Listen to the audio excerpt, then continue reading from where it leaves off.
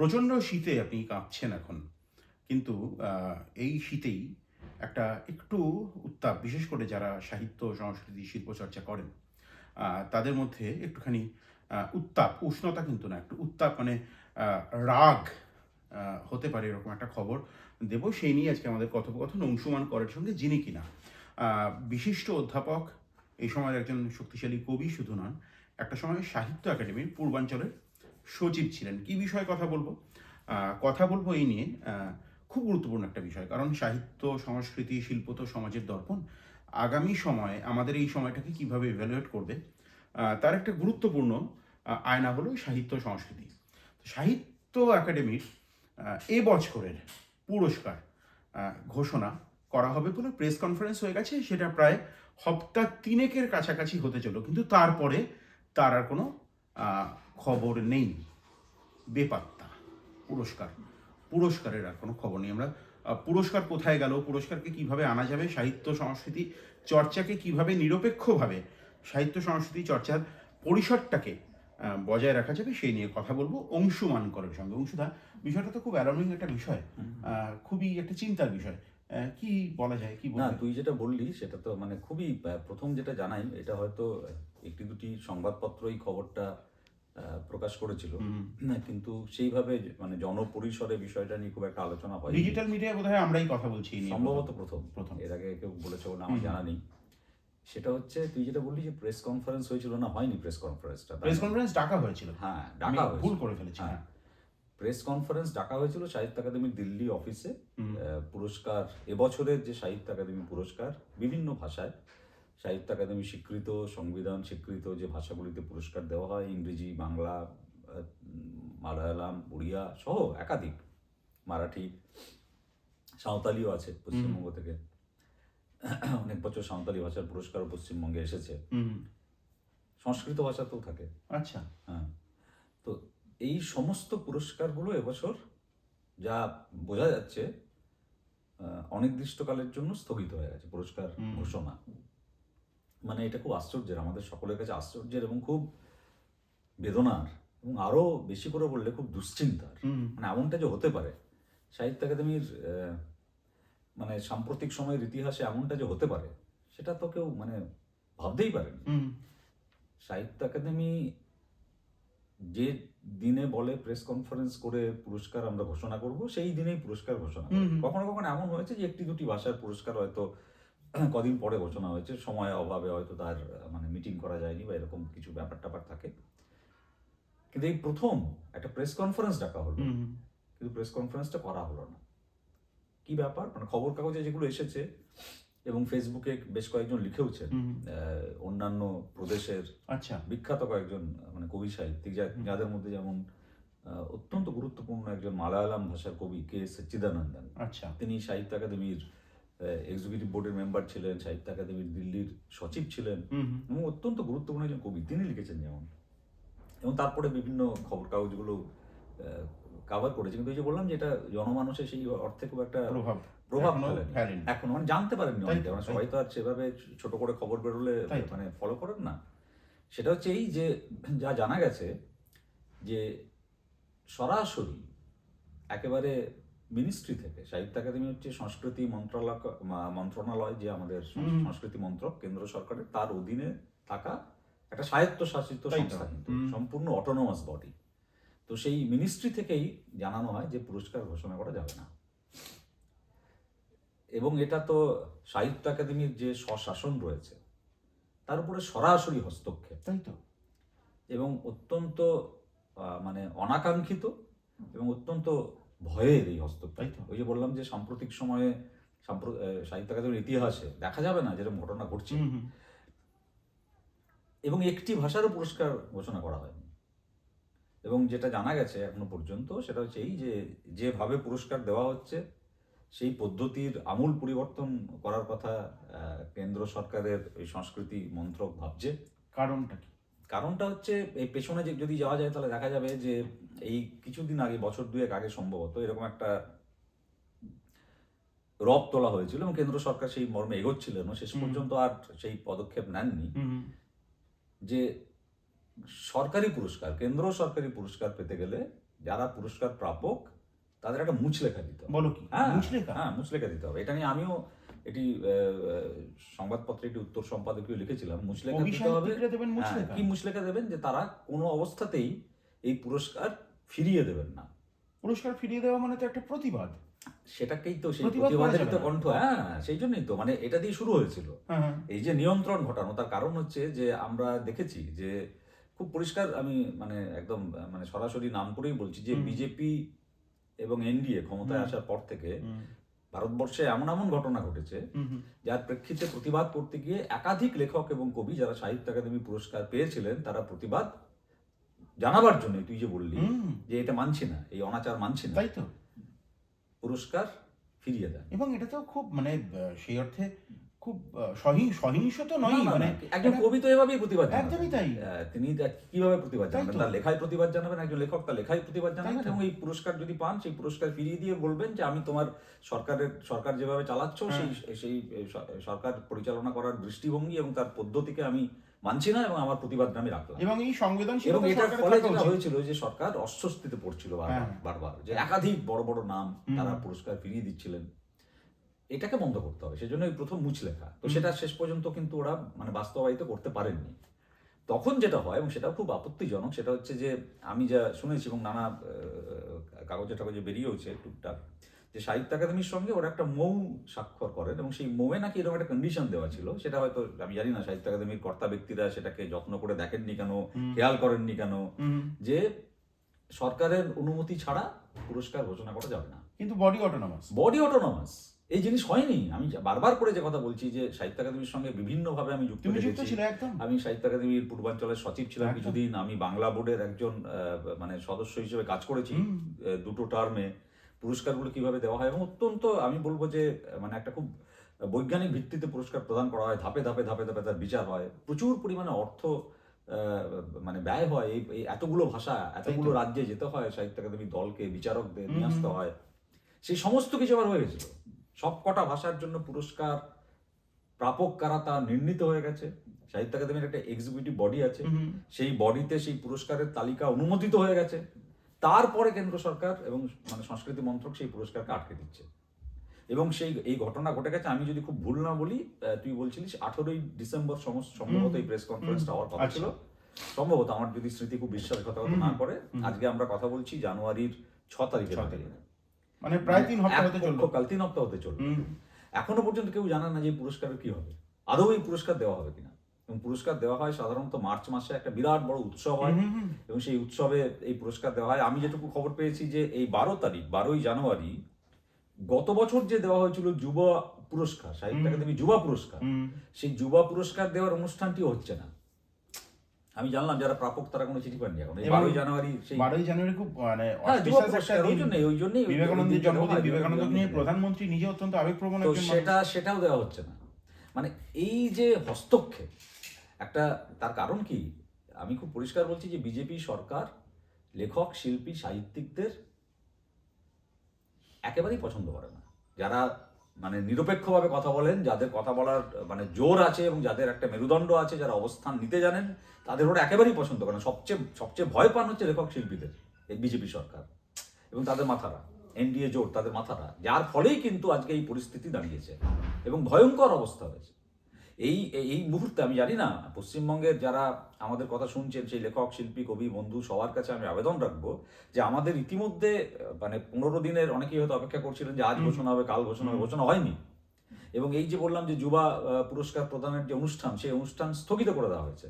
12 তারিখ হওয়ার কথা ছিল, কেউ চিঠি পাননি এখনো পর্যন্ত, আমি যেটুকু জেনেছি। এটা প্রায় ইংরেজ আমলের কথা মনে পড়ছে। ইংরেজ আমলের তাও হয়। তার মানে বোঝা যাচ্ছে যে কি ভয়ঙ্কর মানে পরিস্থিতির দিকে ভারতবর্ষের সাহিত্য জগৎকে এই সরকার নিয়ে চলেছে। যে তুমি যদি আমার তাঁবেতে থাকো, আমার কথা শোনো, আমার কথায় ওঠো এবং বসো, সরকারের মানে প্রশংসা করে একের পর এক পোস্ট করো ফেসবুকে, সমাজ মাধ্যমে, কবিতা লেখো, গল্প লেখো, উপন্যাস লেখো, তাহলে তুমি পুরস্কার পাবে, তাহলে তুমি আমার বুকে থাকবে। তাই যদি না করো তাহলে তোমাদের এই মানে প্রতিষ্ঠানটিকেই একেবারে এই যে পরিসরটা আমি একেবারে অকেজো করে দেবো। মানে সাহিত্য একাডেমি তো অকেজো হয়ে যাচ্ছে। ধর আমি একটা কথা বলছি, সাহিত্য একাডেমি একাধিক অনুষ্ঠান করে, সারা বছর দেশ জুড়ে একাধিক অনুষ্ঠান করে, নানা রকমের সিম্পোজিয়াম, সেই সব অনুষ্ঠানগুলো হচ্ছে, আলোচনা সভা, সিম্পোজিয়াম, হ্যাঁ, সেমিনার এসব হতেই থাকে, হ্যাঁ, কবিতা পাঠ সেগুলো হচ্ছে, কিন্তু সেগুলো করার জন্য তো সাহিত্য একাডেমির গুরুত্বটা নেই। সাহিত্য একাডেমির মূল যে গুরুত্ব সেটা কিন্তু হচ্ছে যে কারা কারা সাহিত্য একাডেমি পুরস্কার পেলেন, মানে স্বীকৃতি পাচ্ছেন। স্বীকৃতি পাচ্ছেন, তাই এবং তো। সেই পুরস্কারগুলোর দিকে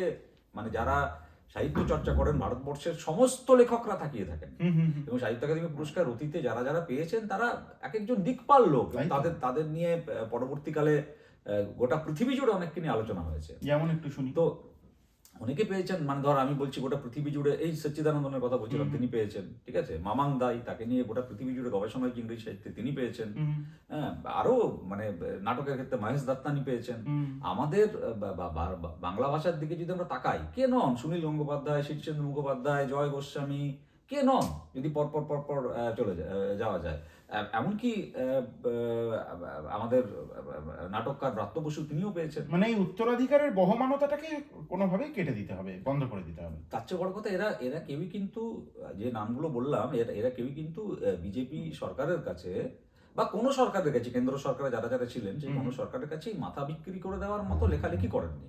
তাদের অনেক ব্যক্তিগত রাজনৈতিক মত ছিল, কিন্তু তাই তো। এমনটা এদেরকে কখনোই, কিন্তু এদের কলমটাকে কিন্তু কখনোই এদের এদের যে মানে মানে কি বলবো, যে সৃষ্টিশীল লেখার যে জায়গাটা, এই জন্যই যে বললাম সচ্চিদানন্দন প্রোটেস্ট করেছেন এদের। এবং আমি ব্রাত্য বসু সম্পর্কে, ব্রাত্য বসুর বিরোধী অবস্থানের বিরোধী, রাজনৈতিক অবস্থানের বিরোধী অনেক মানুষকে তার লেখা সম্পর্কে অত্যন্ত না, শ্রদ্ধাশীল থাকতে একদম দেখেছি। প্রশ্নের ঊর্ধ্বে, আমি তো বলছি এটা তো। শ্রদ্ধাশীল থাকতে দেখেছি। কাজে আমি ধর এই এই যে দীর্ঘ ট্রেডিশন, বাংলা ভাষারও তাই, আমি তো সুনীল কয়েকটা বাবুর নাম লেখা বললাম। সম্পর্কে তো না না, আমি বক্তব্য কয়েকটা থাকতে নাম পারে। বললাম, মানে একাধিক এরকম নাম, মানে বা যারা যারা পেয়েছেন তারা মহিরও এক একজন। এই কিছুদিন আগে সঞ্জীব চট্টোপাধ্যায় পেয়েছেন, হ্যাঁ, তো মানে আমি কি বলছি, মহিরও এক একজন, ঠিক আছে।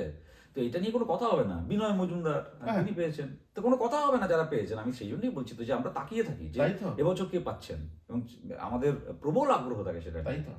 কিন্তু এত দুঃখজনক ঘটনা, এবং আমি যেটা বলছি, যেটা আমাদের করা উচিত, আমি জানি না আমাদের, আমরা তো বাংলায় কথা বলছি, হয়তো আমি আগামী দিনে এটা নিয়ে একটু ইংরেজিতে লেখালেখিও করবো বলে ঠিক করেছি। আমাদের উচিত কিন্তু প্রবলভাবে প্রতিবাদ করা। মানে আমরা, প্রতিবাদের পথ কি হতে পারে? প্রতিবাদের পথ হতে পারে, আমরা চিঠি লিখতে পারি একদম সংস্কৃতি মন্ত্রককে, মিনিস্টারকে। Mass এটা হয় না, petition, ম্যাস পিটিশন, এটা হয় না, এভাবে হয় না। মানে এটা মেনে নিচ্ছি না যে এতগুলো ভাষায় সাহিত্য একাডেমি পুরস্কার, এবং এইভাবে সবচেয়ে বড় কথা হচ্ছে সাহিত্য একাডেমির যে স্ট্রাকচার, যে গঠন, সেই গঠনটার মধ্যে বৈচিত্র্য আছে, বিভিন্নতা আছে, ভোট হয়, রীতিমতো ভোট করে পদাধিকারী কারা হবেন, কে কে প্রেসিডেন্ট হবেন, কে ভাইস প্রেসিডেন্ট হবেন, এক্সিকিউটিভ বডির মেম্বার কারা হবেন, বিভিন্ন ভাষার যে বোর্ড আছে কাজকর্ম পরিচালনার জন্য, সেই বোর্ডগুলোর কারা কারা কনভেনার হবেন, আহ্বায়ক হবেন, সেগুলো মানে রীতিমতো নির্বাচনের মাধ্যমে ঠিক হয়। অত্যন্ত গণতান্ত্রিক একটি একটা প্রক্রিয়া। কৌতূহল। এবং সেখানে আমি বলছি, সেখানে এমন হয়েছে অতীতে যে মানে কট্টর ভোটাভুটি হয়েছে, একজনের সঙ্গে আরেকজনের খুব মানে মানে ভালো Close রকমের fight লড়াই হয়েছে, হয়েছে, ক্লোজ ফাইট হয়েছে, তারপরে নির্বাচিত। এবং নির্বাচন হয়ে যাওয়ার পর আমি সাহিত্য একাডেমির সঙ্গে দীর্ঘদিন যুক্ত থাকার একদম। জন্য দেখেছি যে তখন কিন্তু প্রত্যেকে তাদের নিজস্ব মতামত, রাজনৈতিক মতামত, লেখালেখির আদর্শগত মতামত ভুলে একত্রিত হয়ে সাহিত্য একাডেমির জন্য সকলে মিলে কাজ করেছেন চিরকাল। এবং এর যে অটোনমি, এর যে সাহিত্য শাসন, যেটা একটা লেখক কবিদের প্রতিষ্ঠান, যে প্রতিষ্ঠানে কোনো রকম কোনো সরকারের নিয়ন্ত্রণ ছিল না। পুরস্কার কিভাবে হতো, সেই পুরস্কারে কারা কারা বিচারক থাকবেন, কারা কারা পুরস্কার পাবেন, এই সমস্ত কিছু কোনোভাবেই সরকার নিয়ন্ত্রণ করতো না এতদিন পর্যন্ত। তুমি কিছুটা পুরস্কার ঘোষণা করা কাজ করলে, আমি একটু কৌতূহল, একটু আমি তোমাকে থামাচ্ছি। হ্যাঁ। তুমি তো দীর্ঘদিন, বেশ কিছুদিন তুমি পূর্বাঞ্চলের সচিব ছিলে এই সাহিত্য একাডেমি। একটু বলো দর্শকদের জানার উদ্দেশ্যে, আমার ব্যক্তিগত কৌতূহল, যে কিভাবে এই নির্বাচনগুলো হতো। মানে হ্যাঁ, এই নির্বাচনগুলো হওয়ার পদ্ধতি হচ্ছে যে এক একটা বোর্ডের ধর, মানে তখন রাজ্য সরকার এবং কেন্দ্রীয় 10 সরকারের জন। এখনকার থেকে পুরো ভিন্ন না না ধর্মীয় সরকার ছিল। না না, তাতেও কোনো অসুবিধা হয়নি কখনো। আমি তো আবার বলছি যে সাহিত্য একাডেমির জন্য এতদিন কাল পর্যন্ত আমি দেখেছি যে দল মত রাজনীতির ঊর্ধ্বে উঠে সবকটা রাজ্য সরকার, কেন্দ্র সরকার সহযোগিতা করেছে, একত্রিতভাবে কাজ করেছে, এবং কখনো সাহিত্য একাডেমিকে একটা রাজনীতির মানে বস্তু হিসেবে ব্যবহার করেনি, সেই ডেমোক্রেটিক যেটা স্পেসটা ছিল। অবশ্যই ছিল। একদম আমি জোর দিয়ে বলছি, অবশ্যই ছিল। নইলে আমি আবার তোকে বলছি যে নইলে ধর কেন্দ্রে রয়েছে বিজেপি সরকার, তাই তো। আর ব্রাত্য বসু হচ্ছেন তৃণমূলের একজন মন্ত্রী সরকারের, তো তিনি পুরস্কার পান। এই জায়গাটা ছিল, কিন্তু এই স্পেসটা ছিল, কিন্তু সেইটাকেই তো সম্পূর্ণভাবে, একেবারে সম্পূর্ণভাবে সেই স্পেসটাকে তো ধ্বংস করে দেওয়ার চেষ্টা হচ্ছে। যখন সুনীল গঙ্গোপাধ্যায় পুরস্কার পাচ্ছেন, তাই তো। তখন সুনীল গঙ্গোপাধ্যায় তো বামপন্থী মানুষ ছিলেন। একদম। তখন কেন্দ্রে রয়েছে UPA হ্যাঁ একদম কংগ্রেস সরকার, তার অনেক আগে, ইউপিএ UPA না, কংগ্রেস, তার অনেক হ্যাঁ, আগে। হ্যাঁ, হ্যাঁ। তো কই আটকায়নি তো কখনো, তাই তো। কখনো আটকায়নি তো। তাই তো। এই জায়গাটাকে কেন্দ্র সরকারে যারাই থাকুন তারা সাহিত্য একাডেমির মতো প্রতিষ্ঠানের যে অটোনমি, যে স্বশাসন, তাকে চিরকাল সম্মান করেছেন। এই প্রথম আমরা দেখছি যে এই বিজেপি সরকার এইরকম ভাবে সাহিত্য একাডেমির মতো একটা প্রতিষ্ঠানের তাদের দখলদারি সম্পূর্ণভাবে কায়েম করতে চাইছে। এবং তুই যে জিজ্ঞেস করলি কিভাবে হতো, এক একটা বোর্ডে 10 জন করে সদস্য আছে, তারা নানা রকমের তালিকা দেন যে কারা জুরি হবেন, কারা প্রাথমিকভাবে বিচার করবেন, কারা তারপরে করবেন। সেই সমস্ত তালিকা 10 জন দিচ্ছেন, কেউ জানেন না কে কি দিচ্ছেন, কনফিডেন্সিয়াল। মানে একাধিক নাম গিয়ে পৌঁছে, ট্রান্সপারেন্সি ছিল, একদম ছিল, 100% ছিল।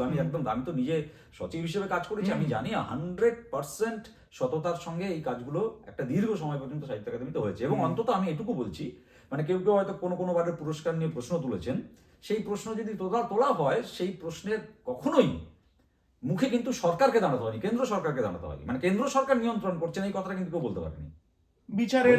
হ্যাঁ, বুঝতে পেরেছি। হয়তো কেউ বললেন যে 3জন বিচারক ছিলেন তারা একে বেশি মানে এর চেয়ে আরো যোগ্য ছিলেন, এরকম বিতর্ক হয়েছে, বা উনি কেন পেলেন না, সে তো যে কোনো পুরস্কার নিয়ে হয়। কিন্তু এই প্রশ্ন কিন্তু কখনো ওঠেনি যে ইনি বিজেপির লোক বলে ইনি পুরস্কার পেয়ে গেলেন, ইনি কংগ্রেসের লোক বলে ইনি পুরস্কার পেয়ে গেলেন, ইনি সিপিএম এর লোক বলে ইনি পুরস্কার পেলেন, ইনি তৃণমূলের লোক বলে পুরস্কার। আমি বলছি দলাদলির বাইরে, ক্ষুদ্র রাজনৈতিক স্বার্থের বাইরে এই প্রতিষ্ঠানটাকে কাজ করতে দেওয়া হয়েছে এত বছর ধরে। আমি তো এই কথা বলছি যে গত বছর তো বিজেপি সরকার, আমি বলছি যে না এই কাজ করেনি, কিন্তু এবছর যেটা করলো, এবং ওই যে শুরু হয়েছিল আমি বললাম যে মুচলেখা সংস্কৃতি, সেটাকে আমদানি করার চেষ্টা করা হচ্ছিল যে তাবেতে থাকতে হবে, তবে তুমি পুরস্কার পাবে। আমার তো সন্দেহ হচ্ছে, আমি জানি না, কেননা সেই তালিকা তো জানা সম্ভব নয়। আমার তো অত দূর পর্যন্ত এগিয়ে যেতে দিলেন কেন? আমি তোকে বলছি যে সাহিত্য একাডেমির যিনি সচিব ছিলেন কিছুদিন আগে পর্যন্ত, তিনি রিটায়ার করেছেন। তারপর ওরা একজন অফিসারকে, কেন্দ্র সরকারের একজন অফিসারকে সাহিত্য একাডেমির সচিবের দায়িত্ব দিয়েছেন। আচ্ছা, তো তার মানে তো সরাসরি একটা নিয়ন্ত্রণ হয়েছে। তো তাকে সেই সচিবের দায়িত্বে তিনি আসার পর, তারপরেই তো এই পুরস্কারের যে সমস্ত প্রণালী, সেই প্রণালীগুলো একটার পর একটা সংগঠিত হয়েছে। তো সেটাকে ওরা অ্যালাউ করলেন। এবং তারপরে যখন ফাইনাল প্রেস কনফারেন্স হচ্ছে যেদিন, সেই দিন সেই প্রেস কনফারেন্সকে বন্ধ করে দেওয়া হচ্ছে, ডিক্লেয়ার করতে দেওয়া হচ্ছে না। মানে এই সন্দেহ জাগে যে তালিকার মধ্যে নিশ্চয়ই এমন কোনো প্রাপকের নাম ছিল বলে ওরা জানতে পেরেছিলেন ভেতরের কোনো সোর্সে, যেগুলো ওদের পছন্দের নাম, মানে যে ব্যাপারটা অত্যন্ত অগণতান্ত্রিক এবং সম্পূর্ণ অগণতান্ত্রিক। এই জন্যই বললাম যে ভয়াবহ এক পরিস্থিতির দিকে আমরা যাচ্ছি। শুধু একটা ছোট্ট বিষয় নিয়ে আজকে আলোচনা, এ তো খুব মানে অ্যালার্মিং, খুব চিন্তার, আমাদের খুব অ্যাংশাস হওয়ার মতো বিষয়। আমার একটা প্রশ্ন, যে রবীন্দ্রনাথ যখন একটু ফিরে যাচ্ছে ইতিহাসে, যখন নাইটহুড ত্যাগ করলেন জালিয়ানওয়ালাবাগের বিরুদ্ধে, তখন কি কলার ধরে রবীন্দ্রনাথকে কোনোভাবে ডিটেইন করা হবে, এরকম কোনো ব্যাপার হয়েছিল? দেখ না, সত্যিই তো হয়নি। মানে সত্যি কথা ঠিকই বলেছি যে মানে ঔপনিবেশিক শাসকরা নানা রকম ভাবে আমাদেরকে উৎপীড়ন করেছেন, কিন্তু আমার কেন জানি না মনে হচ্ছে তখনও যে যে যে যে স্বাধীনতা একজন লেখকের ছিল, আজকের ভারতবর্ষে সত্যি সেই স্বাধীনতা আমরা পাচ্ছি কিনা। আমি বলছি তোকে, মানে আজকে এই তো বললাম, মানে এই একের পর এক যখন পুরস্কার ফিরিয়ে দেওয়া হচ্ছিল, সেই কনটেক্সটেই ওরা ভাবতে শুরু করেন যে একটা মুচলেখা দিতে হবে। ভাবা যায় এই পুরস্কার পাওয়ার আগে তোকে একটা মুচলেখা দিতে হবে যে কোনো অবস্থাতেই আমি এই পুরস্কার ফেরত দেবো না। মানে তো কবিকে ভয় পাওয়া। আমি তো তোকে বললাম যে সত্যি কবি লেখক ভয় পায়। আমি তো বললাম ভয় পায়, কেন এরা তো সত্যি কথাটা বলেন। এদের মধ্যে এখন এমন অনেক মানুষ আছেন যারা বুক চিতিয়ে মেরুদণ্ড সোজা রেখে সত্যি কথা বলেন, তাই তো। সেই জন্যই এদের সবচেয়ে, আজকে আর প্রসঙ্গান্তরে যাবো না, নাহলে অনেক বিষয় কথা বলা যেত। মানে এই সরকারের কিছু প্রবণতা, আমি তোকে একটা জিনিস বলছি, মানে যেটা অ্যালার্মিং, যেটা আমি বলতে চাই, অনেকে দেখবি যে আমি দেখেছি অনেক সময়, আমি দেখেছি বামপন্থীদেরও কেউ বলছেন এই কথাটা। মানে আমি এই ঘটনার কেবল একটা উদাহরণ হিসেবে বলছি। বামপন্থীদেরও কেউ অনেকে বলেন যে আরে তৃণমূল যা করছে তার চেয়ে বিজেপি অনেক ভালো, অনেকে বলেন। এটা কোন বামপন্থী বলেছে? মানে এটা বামপন্থীদের নোশন না, নেতারা না। ওরে বাবা, মানে মানুষের নোশন এটা। হ্যাঁ, আমি দেখেছি যে ধর মানসিকতায় বামপন্থী, তারা অনেক সময় এরকম বলেন যে আগে তৃণমূলকে হটাও। মানে আমি বলছি সমর্থকদের একটা অংশ দেখবি এরকম, মানে যেটা থেকেই তো অনেক সময় ওরা বলেছে যে ওই রাম আর বাম এইসব কথাবার্তা, মানে তাত্ত্বিক ভাবে আবার তৃণমূল ইয়ে করেছে।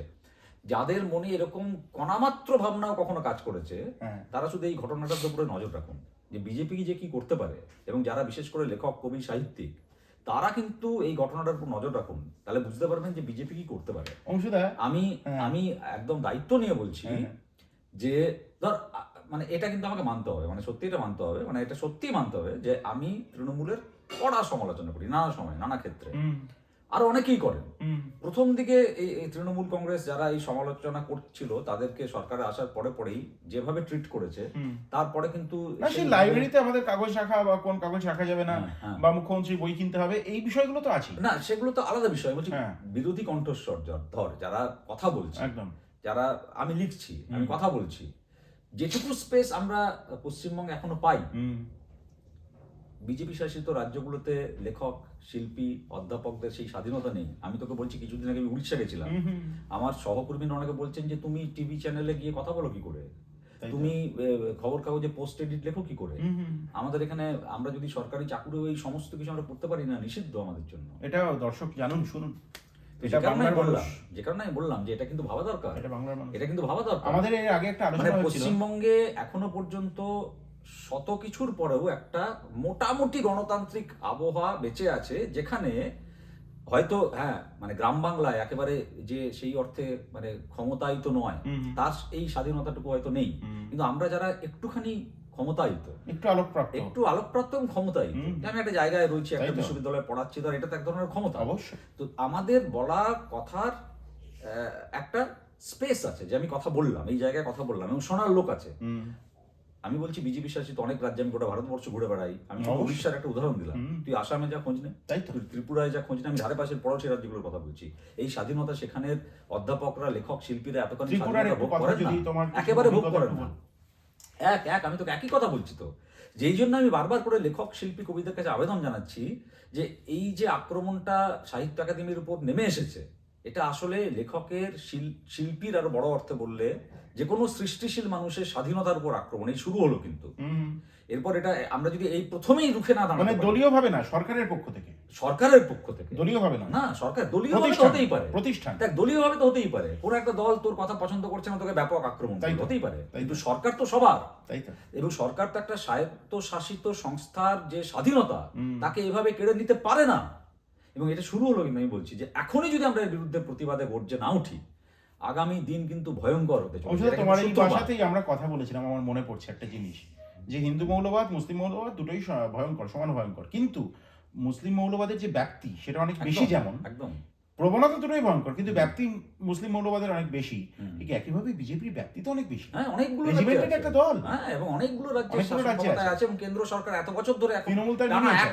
এক নাগাড়ে মানে মানে ক্ষমতায় রয়েছে বিজেপি। এইটা মাথায় রাখতে হবে যে বিজেপির তুলনায় তৃণমূল মানে বড় অর্থে দেখলে শিশু, হ্যাঁ, মানে ক্ষমতার ব্যাপ্তিতে শিশু। তো সর্বভারতীয় প্রেক্ষিতে যেটা আমি বললাম, একেবারেই শিশু।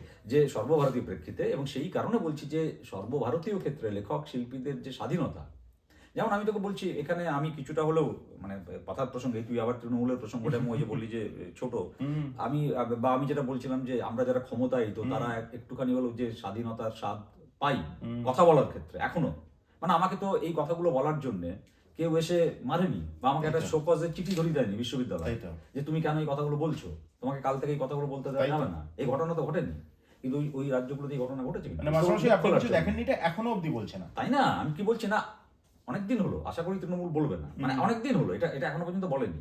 আমি বারবার বলছি, অন্তত মাস্টারমশাই ধরে বলেননি, বলেননি। গ্রাম বাংলায় যা হোক। আমি আবার তোকে বলছি যারা ক্ষমতায়িত, ওই জন্যই বললাম যারা ক্ষমতায়িত। যেমন এই যে ধর বাংলা একাডেমির একটা উৎসব হতে যাচ্ছে 9 তারিখ থেকে, আচ্ছা। সেখানে আমি দেখলাম যে পুরস্কার, হ্যাঁ কিছু কিছু নাম নিয়ে অনেকে প্রশ্ন করছেন, কিন্তু এমন অনেকে পুরস্কার পেয়েছেন যারা একেবারে প্রান্তিক মানুষ কিন্তু, যেমন ধর আমি বলছি অভিমন্যু মাহাতো, পুরুলিয়া থেকে উঠে এসেছে, কুড়মালি ভাষাকে বাংলা ভাষার সঙ্গে মিলিয়ে এসে কবিতা লিখেছে, পুরস্কার পাচ্ছে। আচ্ছা। আমি যেমন বলছি ধর প্রগতি বৈরাগী, তার একজন তরুণ কবি, সে অসম্ভব, পশ্চিমবঙ্গে আমি থাকে নিজে না, পরিচয় সে বাইরে, করি, হ্যাঁ। হ্যাঁ সে পুরস্কার পাচ্ছে, আমি তার তুই কবিতা চিনিস পড়ি, তাহলে? হ্যাঁ, সে হ্যাঁ। বাইরে থাকে, এখানে থাকে না, সে পুরস্কার অত্যন্ত পাচ্ছে। ভালো লেখেন। তৃপ্তি সাঁতরা আচ্ছা।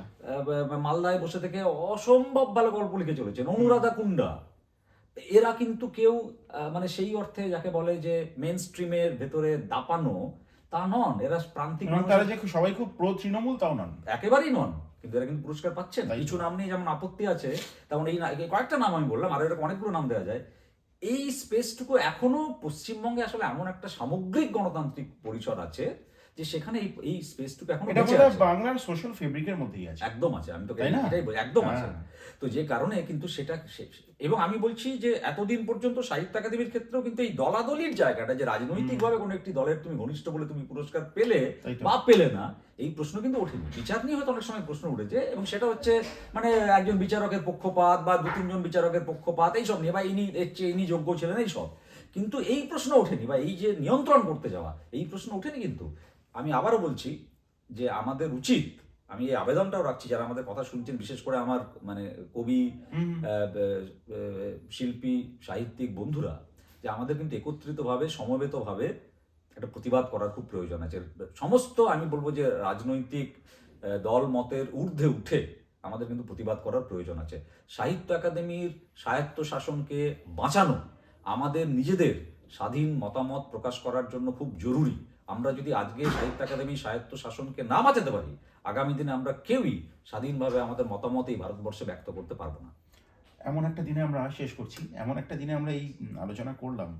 আজকে সকালটা আমার শুরু হয়েছিল বনজ্যোৎস্না লাহিড়ীর একটা ফেসবুক পোস্ট থেকে, টুইটার এবং ফেসবুক পোস্ট, যেখানে ওমর খালিদের সঙ্গে তার কথোপকথন তুমি নিশ্চয়ই হ্যাঁ, দেখেছো। আমি ওটা দেখেছি। ওমর খালিদের প্রসঙ্গে আজকে আমরা যাব না, পরে অন্য কোনো দিন কথা বলতে পারি। আমি জানি না ওমর খালিদ নাকি রাম রহিম নাকি আশারাম বাপু নাকি কুলদীপ সিংহার নাকি ব্রিজভূষণ আমাদের সমাজের পক্ষে কে বেশি ক্ষতিকর, কিন্তু বনজ্যোৎস্নার সেই পোস্ট দিয়ে আজকে সকাল শুরু হয়েছিল এবং আজকে দিনটা শেষ হচ্ছে তোমার সঙ্গে এই কথোপকথন দিয়ে। 2026 আমাদের জন্য আশার আলো বয়ে আনবে আমি আশা করি। ভালো থাকুন সবাই এবং স্বাধীন মনোভাব ব্যক্ত করুন। যদি সমালোচনা করতে হয়, যুক্তিনিষ্ঠ বস্তুনিষ্ঠ সমালোচনা অবশ্যই করবেন।